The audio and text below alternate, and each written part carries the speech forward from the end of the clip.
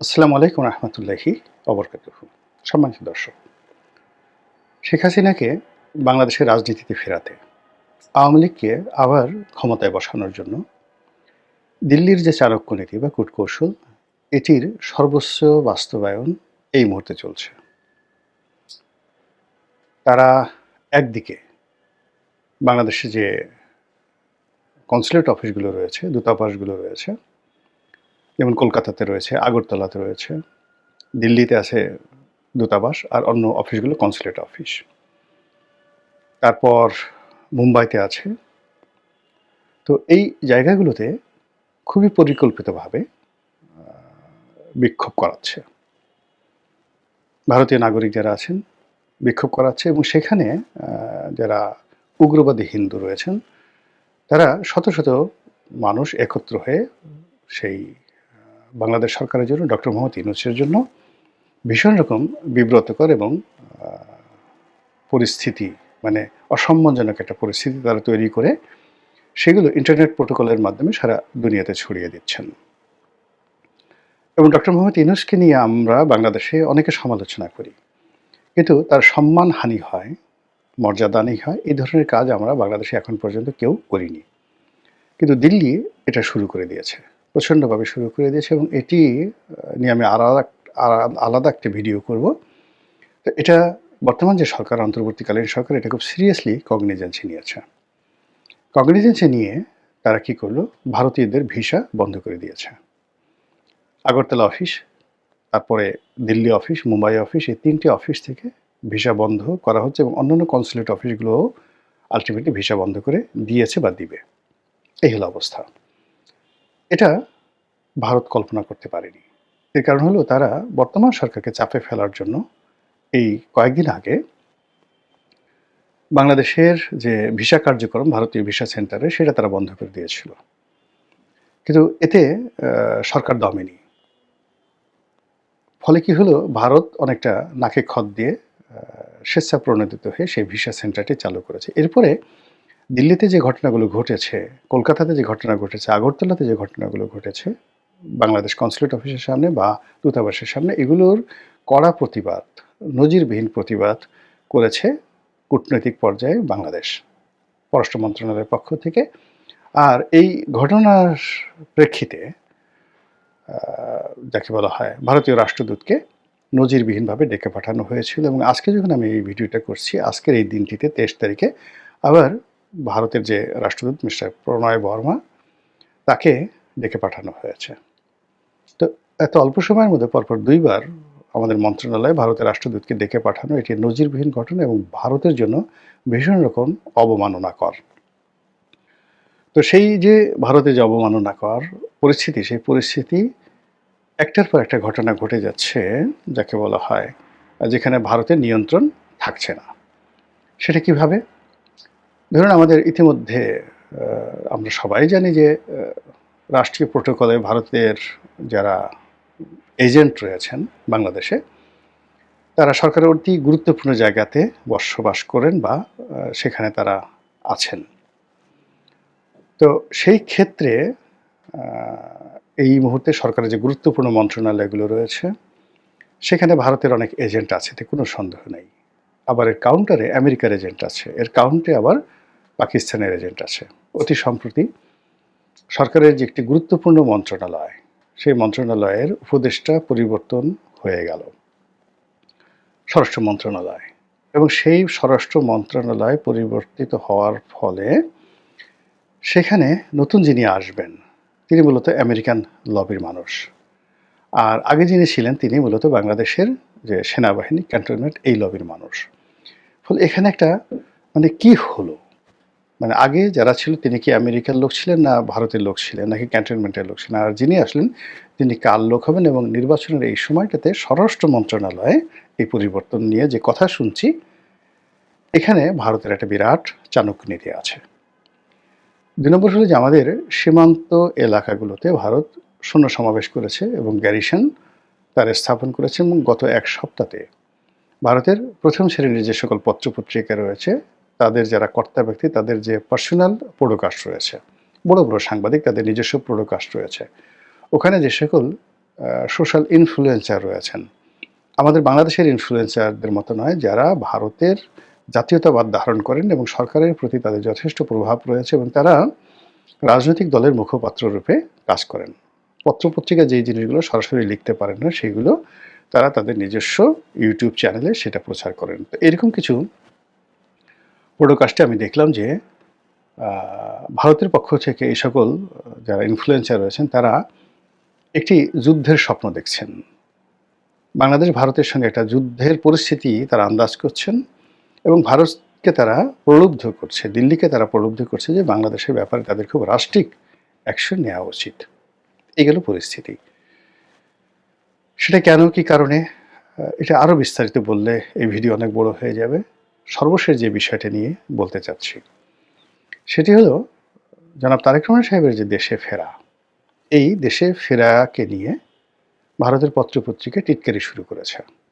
তারা বলার চেষ্টা করেছে যে তারেক রহমান সাহেব মূলত দিল্লির গ্রিন সিগন্যাল পেয়ে বাংলাদেশে পদার্পণ করলেন এবং এখানে এটা ছাড়া তার আর কোনো উপায় ছিল না। নির্বাচন করা, নির্বাচনে জয়লাভ করা এবং দেশ যেভাবে দক্ষিণপন্থীদের হাতে, জামাতের হাতে নিশ্চিতভাবে চলে যাচ্ছে, সেইখান থেকে তাকে যদি ক্ষমতা লাভ করতে হয় জনাব তারেক রহমান সাহেবকে, তাহলে দিল্লির সাহায্য তার জন্য অনিবার্য। এটা বোঝানোর জন্য ভারতের যে বাংলা ভাষাভাষী লোকদের মধ্যে সবচেয়ে প্রভাবশালী যে পত্রিকা আনন্দবাজার পত্রিকা, তারা এটা রিপোর্ট করেছেন জনাব তারেক রহমান সাহেব সম্পর্কে। সেখানে তাকে খালেদা পুত্র হিসেবে, নামটাও বলেনি, খালেদা পুত্র হিসেবে তাকে সম্বোধন করা হয়েছে। এরকম তুচ্ছতাচ্ছিল্যের যে প্রতিবেদন, এটি তারেক রহমান সাহেবকে নিয়ে ইতিপূর্বে কখনো হয়নি। তার নাম, তার পদবি, তার পোর্টফোলিও সব কিছু বাদ দিয়ে এখানে দুটো জিনিস সামনে আনা হয়েছে আনন্দবাজারের দৃষ্টিতে। এক নম্বর হলো তারেক রহমান সাহেবের একমাত্র যোগ্যতা, একমাত্র পরিচয় হলো তিনি বেগম খালেদা জিয়ার পুত্র। এবং এখানে খালেদা জিয়ার পুত্র বলা হয় নাই, আরও যে জিনিসটি হলো তাকে বলা হয়েছে খালেদা পুত্র। মানে জিয়াউর রহমানের যে লিগেসি, সেই লিগেসি থেকে তাকে ডিটাচ করে কেবলমাত্র খালেদা পুত্র হিসেবে তাকে অভিহিত করা হয়েছে। আর দ্বিতীয় শব্দটা হলো যে খালেদা পুত্রের ভারতের বন্ধুত্ব, সহানুভূতি ছাড়া তার আর কোনো উপায় নেই। এখন পরিস্থিতি এমন অবস্থা হয়ে গেছে, সেই যে পরিস্থিতি, সেই পরিস্থিতির কারণে তাকে ভারতের সঙ্গে সমঝোতা করতেই হবে, তা না হলে তার দল নির্বাচনে জয়লাভ করতে পারবে না, আর নির্বাচনের মাঠে দাঁড়াতেই পারবে না। পুরো পরিস্থিতি এখন দক্ষিণপন্থীদের হাতে চলে গেছে। চীনপন্থী, তারপর তুরস্কপন্থী, পাকিস্তানপন্থী, সৌদিপন্থী, পুরো পন্থী যারা দক্ষিণপন্থী যে ব্লক রয়েছে বাংলাদেশে, তাদের হাতে চলে গেছে। তো এই কারণে সেই দিল্লির সমঝোতা, দিল্লির নির্দেশনা, দিল্লির বন্ধুত্ব, দিল্লির সাহায্য, দিল্লির প্রভাব সব কিছু মেনে নিয়ে তারেক রহমান সাহেব দেশে ফিরছেন, এরকম একটা ইন্ডিকেট আনন্দবাজার পত্রিকায় দেওয়া হয়েছে। আর এটা নিয়ে বাংলাদেশে যারা তারেক রহমান সাহেবের বিরোধী, বিএনপি বিরোধী, তারা কিন্তু কথাবার্তা বলছেন। আর দেখলাম যে কিছু ইনফ্লুয়েন্সার রয়েছেন বা কন্টেন্ট ক্রিয়েটার রয়েছেন, তারা নিরপেক্ষ বক্তব্য দিয়ে ভারতের যে আনন্দবাজার তাদের সমালোচনা করেছে, কিন্তু তারেক রহমান সাহেবের পক্ষে কোনো ন্যারেটিভ তৈরি করেনি। আর তারেক রহমান সাহেবের যে মিডিয়া সেল রয়েছে বা বিএনপির মিডিয়া সেল রয়েছে বা তাদের যারা টেলিভিশনে যান, বক্তব্য দেন, এই বিষয়টা তারা কগনিজেন্সি নেননি। এটা যে একটা ন্যারেটিভ এবং এটা যে বাংলাদেশ ভারত সম্পর্ক, বাংলাদেশের সাথে বিএনপির সম্পর্ক, আগামী নির্বাচনের সাথে বিএনপির সম্পর্ক, এটা যে একটা গুরুত্বপূর্ণ ভূমিকা পালন করে, এটা তারা বুঝতেই পারেনি। গেল এক। দুই নম্বর হলো যে এই যে ভারত যে চাণক্য নীতি করছে, সময়কে ব্যবহার করে ধরে নিলাম যে এর সঙ্গে বিএনপির কোনো যোগাযোগ নাই, তারেক রহমান সাহেবের কোনো যোগাযোগ নাই, রয়ের সাথে তার কোনো কানেক্টিভিটি নাই, কিচ্ছু নাই, কিন্তু তারা যে ফাঁদ পেতেছে সেই ফাঁদের মধ্যে বিএনপি আলটিমেটলি পড়ে গেছে। এখন এই যে বদনামগুলো ছড়ানো হচ্ছে যে ভারতের সাথে বিএনপির একটা সমঝোতা হয়ে গেছে, ভারতের সঙ্গে, দিল্লির সঙ্গে, মোদির সঙ্গে জনাব তারেক রহমান সাহেবের একটা সম্পর্ক হয়ে গেছে, তার প্রেক্ষিতে তিনি এখন বাংলাদেশে আসছেন, এর যে বিরুদ্ধ যে মতবাদটি এখন পর্যন্ত বিএনপির পক্ষ থেকে বলাই হয়নি। দ্বিতীয় মতবাদটি তারা বলবেন উনি আসার পরে, যে তারেক রহমান সাহেব যে আসছেন মূলত দিল্লির শর্ত মেনে, আর দিল্লির শর্ত হলো আওয়ামী লীগকে পুনর্বাসন করতে হবে, নির্বাচনে অংশগ্রহণ করতে দিতে হবে, অথবা নির্বাচনের পরে বিএনপি যখন ক্ষমতায় আসবে তখন আওয়ামী লীগকে ওয়াক ওভার দিতে হবে এবং আওয়ামী লীগকে রাজনীতিতে পুনর্বাসন করতে হবে এবং এই সময়টিতে যা কিছু হয়েছে সব কিছু বাদ দিতে হবে। এবং এই কথাগুলো যাকে বলা হয় যেভাবে প্রচার করা হবে, সেই প্রচারের বিরুদ্ধে ন্যারেটিভ তৈরি করার জন্য মিডিয়া থেকে শুরু করে অন্য কোনো জায়গাতে বিএনপির শুরু হয়নি। বিএনপি যেটা চেষ্টা করছে সেটা হলো দেশের মূলধারার যে গণমাধ্যম, এখন মূলধারার গণমাধ্যম তো খুব অল্প মানুষ পড়ে। ধরেন প্রথম আলো, ডেইলি স্টার, অন্যান্য পত্রিকা কতজন মানুষ পড়ে এবং তাদের দ্বারা যারা পাঠক মানে প্রথম আলোর পাঠক তারা মরে গেলেও মানে বিএনপিকে সাপোর্ট করবে না। তারা সারা জীবনে বিএনপিকে, আওয়ামী লীগকে, এমনকি জামাতকে, মূলধারা যারা রাজনীতি করেন তাদেরকে ঘৃণা করছে।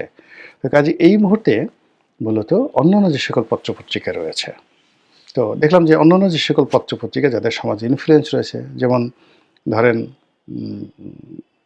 ইত্তেফাক আছে, নয়া দিগন্ত আছে, কালের কণ্ঠ আছে, বাংলাদেশ প্রতিদিন আছে, যুগান্তর আছে, এই পত্রিকাগুলোর মাধ্যমে যে একটা ন্যারেটিভ তৈরি করা হবে, সেই ন্যারেটিভ তৈরি করার মতো না আছে লেখক, না আছে কলামিস্ট, না আছে সাংবাদিক। এখন তারা যেটা চাচ্ছে তাদেরকে রেডিশনে এনে খাওয়ালো, তাদের দ্বারা তারেক রহমান সাহেবের প্রশংসা করালো, আর এতেই মনে করলো যে আসলে হয়ে যাবে, এতে করে পুরো পরিস্থিতি আরও তাদের বিরুদ্ধে চলে যাবে।